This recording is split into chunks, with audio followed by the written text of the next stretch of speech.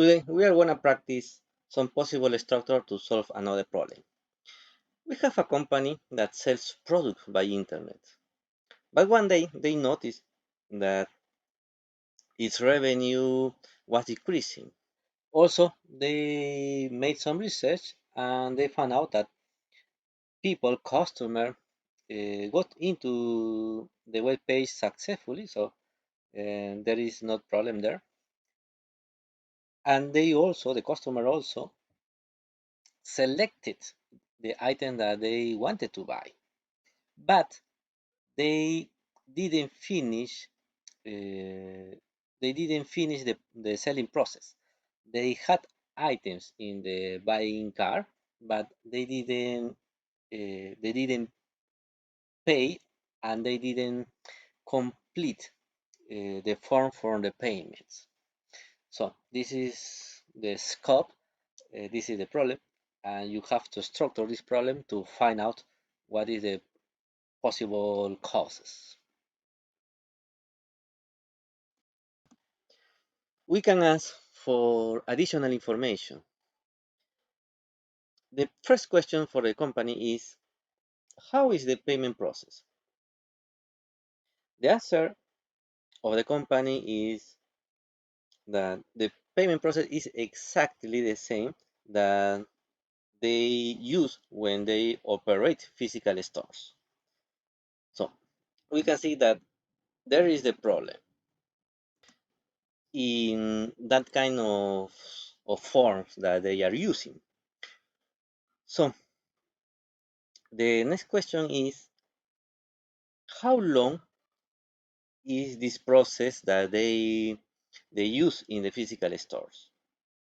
The answer of the company is that the customer usually had to complete 3 pages uh, for for this payment process. Okay. This information is very relevant, and we can consider it in our hypothesis. The last question is, there is some additional fee that the company is charging to the customer in the payment process.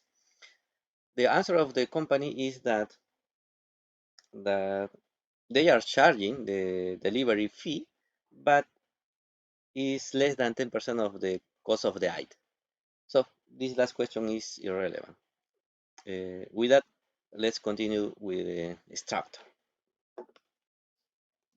Okay, we are looking to solve this problem using a MECE structure. So we have to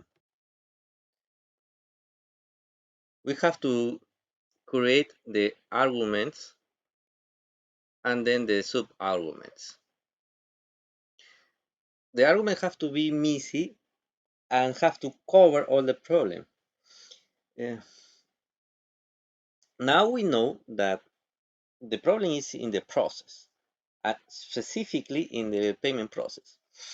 But how we can identify the principal arguments? We have to get some clues. Process, the definition of process is a bunch of activities that have input and output. Okay, the clue is in activities, and a payment process have to be done by customer and by the company. Okay, so with that we have something to start. Activities for customer. This is the first group. The second group is activities from company. Okay, activities from customer and activities from company are mutually exclusive. We are going well. The last one can be the web page technology. Okay, web page technology. Uh, doesn't mix with the activity from customer and company. All of these three arguments are mutually exclusive and cover all the problem. So we are well. So we are in the right path. Now we have to analyze sub-arguments for for these three groups. For activity from customer, we can say that some factor or some negative factor is that the customer have to fill some repetitive information. We already know that this is a pain on the ass. Another factor, uh, another factor is some irrelevant information for the customer. We already know that. So we have repetitive information, irrelevant informations, uh, extreme personal information, extreme personal information, uh, extreme personal informations, and the last one, complex information. Complex information. In complex information, for example, uh, they can ask some information that we don't know. For example, some ID that we don't usually use in the daily life, and we have to check all our documents, and this can be a reason for why people weren't completing the payment process. So repetitive information, irrelevant information, extreme personal information, so personal information, and complex information. Yeah, okay, sounds good. So let's see some possible factor that belongs to the activities of the company. One of them can be no response from the company, uh, or some delays. Uh, so the customer made all the made all the payment process, but the company didn't respond, didn't send the confirmation and something like that. Also can be uh, lack of information, lack of information. In this situation, the customer wants to get more information about the product, the item, to continue with the payment, but the lack information can't can make back the customer in this process. Also also, well, lack of information and some error, because it's the same, lack error, and that's it. In the web page technology, we can see some security issues. One possible factor. Another factor is some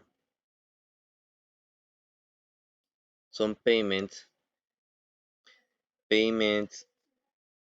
options. Payment options.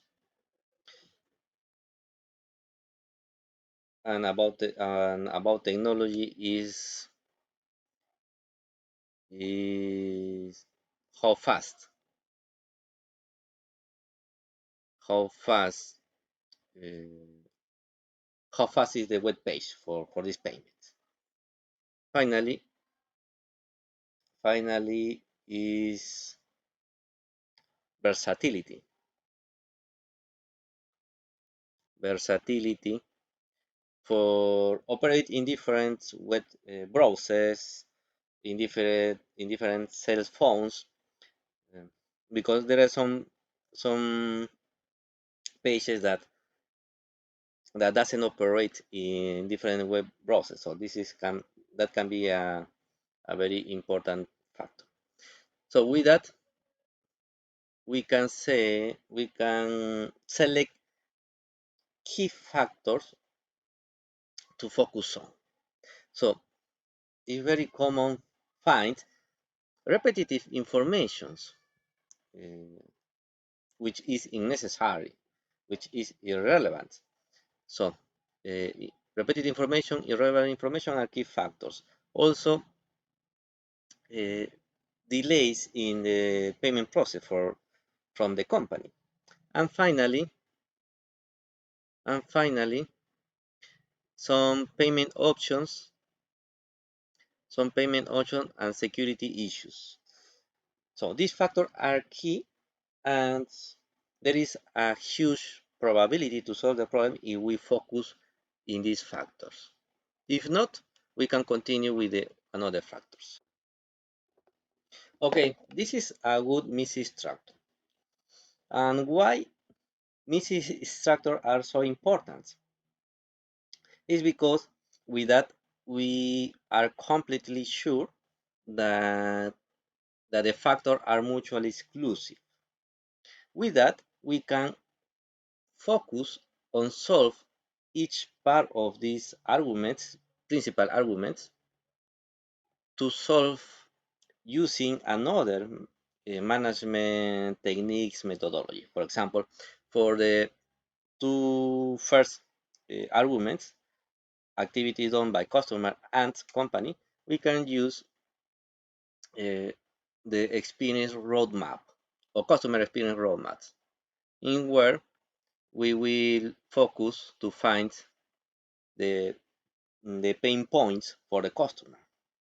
And for the last argument, we can use some quality assurance or DevOps audits.